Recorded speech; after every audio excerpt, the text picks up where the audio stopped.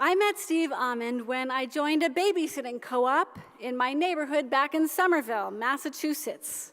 I kept hearing about this guy, Steve, who was the most requested sitter in our group, that is, requested by the kids themselves. And he just happened to be, a famous author and sometimes commentator on NPR.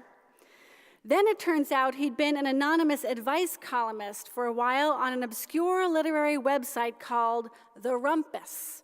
He worked under the unlikely moniker Dear Sugar, giving frank, salty, and sound advice to people on every topic from infidelity to polyamory to cat litter etiquette.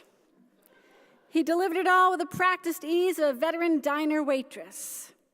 By the time I'd met him, he'd already passed the mantle to a new sugar who just happened to turn out to be the author Cheryl Strayed, author of the book and the film called Wild, and the object of literary and actual crushes from Portland, Oregon to the other Portland. Anyhow, I had a big babysitting points deficit to work off, and I found myself often earning my way out of it by driving Steve to the airport, where he always seemed to be going. How many cities have you been in this week, Steve? 4 in 1 week. And he has 3 young children at home. And during our 22-minute rides to and from Logan, sometimes with his brilliant kids piping up from the back seat, we would try to crack the code of politics, culture, and religion, which all felt very fraught, even before 2016. Although Steve's the grandson of a rabbi, he didn't go to church when I met him, and somewhere in and among those airport conversations, he and his family started attending the Unitarian church in town, which I will now take complete personal credit for until he takes it away from me. Maybe one of the reasons that Steve was attracted to church is because, as a storyteller himself, he understands the power that religious communities, those monarchs of the oral and written literary tradition, have to shape human imagination when the false religions and false gods around us are trying to rob us of imagination or sell us fear instead of hope.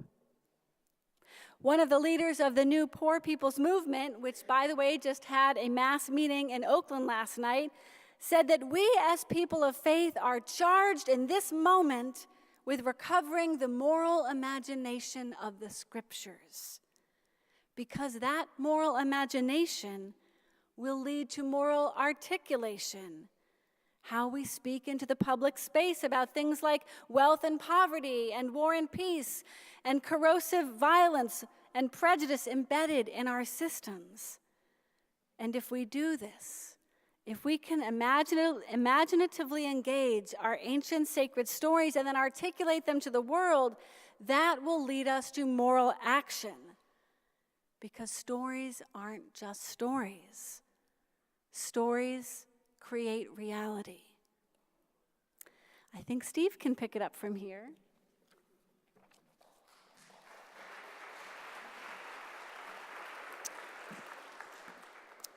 It's a great honor to be with you. It's not my normal setting, and it is going to be very disorienting for a short time to have people listening to me. So I'm going to try to adjust. Bad Stories is certainly not the book that I wanted to write. I would have really written almost any other book, but election night, when it was clear what the result was going to be, I was in a little hotel room in Florida with my family, and we'd put our kids to bed early. And I had a 10 and an 8 and a 3-year-old, and I just remember, maybe some of you felt some version of the same thing, looking down at them at maybe 3 or 4 in the morning, and I had 2 thoughts. The first thought was, what must a parent of color, or a Muslim parent, or an immigrant, even more perilous and undocumented worker parent, feel now about their capacity to keep their family intact and protect their family? The second thought I had was, how in God's name am I going to explain to my children what the adult world just did. The adult world in America, all of us. And that really, I sort of saw before me 6 months of lying in a pool of my own dread, or trying to use my limited skills as a storyteller, an apostate journalist, somebody who's not an academic, but just a storyteller, to try to understand how we came to this moment. There's a lot of focus, especially when you sort of stick your head into the news cycle, which feels more and more like sticking your hand into a blender. There's such an unremitting stream of bad stories, by which I mean stories that are fraudulent, stories that are intended to sow discord and mislead people and lead people away from their inner lives. And that can be exhausting and distressing, and I felt like those bad stories are focusing on those outcomes is really ignoring the source of them, which is that we've consented to a series of bad stories. So I set about trying to unpack some of those in this book, and I'll share just a few stories. On the day after the election, I went to the swimming pool. I went swimming with my son Jude. We were in Florida at a writing conference, and on the way to the hotel pool, I spotted a young father with his daughter who looked to be about 3. She was seated on a deck chair next to her dad, happily munching on potato chips. "Let's not have any more snacks," the dad said. "It's going to be dinner soon." The girl continued to feed chips into her mouth at a slightly faster rate. "Good luck with that," I said to the dad ruefully as I passed by. He laughed, and we felt that instant kinship shared by fathers of young, iron-willed daughters against whom we know ourselves to be essentially powerless. Some minutes later, my son pulled me to his side in the shallow end of the pool. "Look at that man," he whispered. "Look at what he's wearing." I glanced up and saw the young father with whom I just shared that moment of levity, a bright red "Make America Great Again" hat perched on his head. Jude wanted me to react with horror, I think, or at least indignation. But I had no idea what stories had led this guy to put on that hat. I knew only that he was a father, like me, an American on vacation and at the mercy of his lovely daughter. To make any further judgment about him would be a failure of moral imagination. We're suffering from enough of that already. The real question then is, what stories guide our fellow citizens? How have these stories led so many to squander their franchise, to accept the idea that we can be united by those who sow discord, or made great without admitting what, in our weakest moments, we are? Amid the constant prod of monetized distraction, can we slow down and start to connect the dots between our compulsive consumption of entertainment and the degradation of our public discourse, between the bread and circuses and the corrupt leaders? Can we activate what the writer David Foster Wallace called the deep need to believe? If we're ever going to get out of this mess, we can no longer fritter away our passion on tribal contempt. We have to fight in a new way. We have to be the fools in charge of forgiveness. I think it's quite easy these days to surrender to a kind of ecstasy of sanctimony and to focus on the sloth and cynicism of our perceived enemies rather than our own failings. There's a lack of humility that's essentially defensive. It spares us from asking, what can we do to enact our values in the world rather than simply proclaiming our virtue? A century ago, William Butler Yeats composed The Second Coming, whose famous opening stanza concludes, "The blood-dimmed tide is loosed, and everywhere the ceremony of innocence is drowned. The best lack all convictions, while the worst are full of passionate intensity." These lines, summoned in response to the atrocity of World War I, are a vital, if unsettling, reminder that humans inevitably struggle through cycles of terror and violent upheaval. Every era heralds its own rough beast slouching toward Bethlehem. I think it's very easy to get stuck in the present and forget that American history is full of powerful men, predominantly, whose love has somehow become distorted into evil and who then weaponize their shamelessness. Before Trump, there was Joseph McCarthy and George Wallace, Andrew Jackson. It's worth remembering what Joseph Conrad wrote about Kurtz and his heart of darkness, that Kurtz's power was an accident arising from the weakness of others. There is some evidence to suggest that Americans are revising their political attitudes, coming to view democracy as a more participatory arrangement, calling for vigilance and activism. But to stem the tide of cruelty in this country, to overcome the fatal passivity and egoism that the writer Aldous Huxley warned of, I believe we must also embrace a deeper and more personal form of resistance.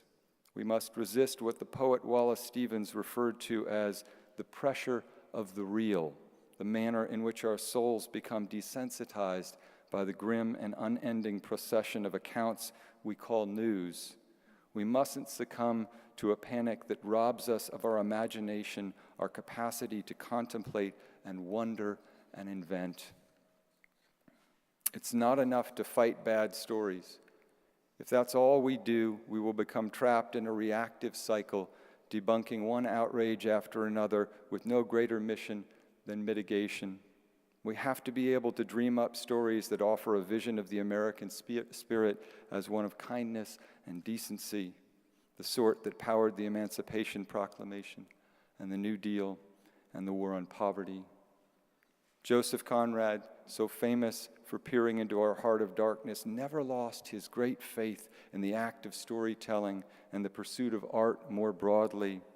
He said the artist speaks to our capacity for delight, for wonder, to the sense of mystery surrounding our lives, to our sense of pity and beauty and pain, to the latent feeling of fellowship with all creation, and to the subtle but invincible conviction of solidarity in dreams, in joy, in sorrow, in aspirations, in illusions, in hope, in fear, which bind men to each other, which binds together all humanity, the dead to the living, and the living to the unborn.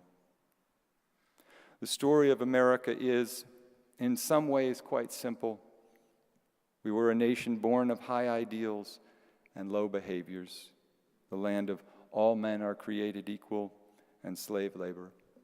We've been engaged in a pitched struggle ever since between greed and generosity, between the comforts of ignorance and the burden of moral knowledge. Nobody knows how the story ends because we haven't written it yet. We know only that it belongs to us, our actions, our convictions, our doubts. We can pretend that we live apart from those who suffer, that we owe them nothing. But I can't think of a single story, at least not one I could find in a church, one that I would read to my children, that accords with this view. A few years ago, I went on radio to talk about The Grapes of Wrath, John Steinbeck's novel about the mass migration that besieged America during the Great Depression. I said just about what you would expect, that it was a brave and beautiful novel, that Steinbeck wanted Americans to question why we tolerate avarice, why we so often side with the mighty and turn our backs on the meek, and that he wanted his readers to recognize what he had witnessed as a journalist, that our government can and does act as a force for good in the lives of the disenfranchised. I received a few responses to the segment, but the one I remember most vividly came from a man who insisted that while he understood the book was a classic, its final scene had always disgusted him. The book ends, of course, with the Jode daughter, Rose of Sharon, giving birth to a stillborn child in a barn where she has sought shelter from a storm. Also in the barn is an emaciated stranger. The final lines read, "Then slowly she lay down beside him. He shook his head slowly side to side. Rose of Sharon loosened one side of the blanket and bared her breast. 'You got to,' she said. She squirmed closer and pulled his head close. "There," she said, "there." Her hand moved behind his head and supported it. Her finger moved gently in his hair. She looked up and across the barn, and her lips came together and smiled mysteriously. What was she doing smiling? My correspondent wanted to know. Wasn't it creepy enough that she was breastfeeding a grown man? I wanted to tell him that he was missing the point of the story. The point of the story was that the man was starving to death. The point of the story was that she was saving his life. Steve, I love that story. I think I must have always been a Californian at heart because as a teenager I couldn't get enough of reading John Steinbeck. But it wasn't until I'd been a nursing mom myself and reread The Grapes of Wrath that I got on a core level what Steinbeck was doing in that moment. Rosa Sharon was Christ. Her body was broken in labor and loss, and she gave it to a man dying of hunger, and this is communion. My body given for you, for your body, remember me. And the Christian tradition teaches that we are all Christ in one singular body, called to love and serve and give sacrificially for each other in order to save one another's lives, not just in a poetic way, but often in these days in quite a literal way. And I think the good news is that we can save one another's lives. I think people are in a moment where they're of all different faiths and beliefs and ideologies, feeling that they're the objects of history. But we're not the objects of history. We're the subjects of history. And people will often say some variation of, what should I do? What are we supposed to do? Is it going to turn out all right? And I always say, I don't know, but it's up to us. Right? Amen. Amen, church. Amen. And now let's hear some good news from the gospel choir.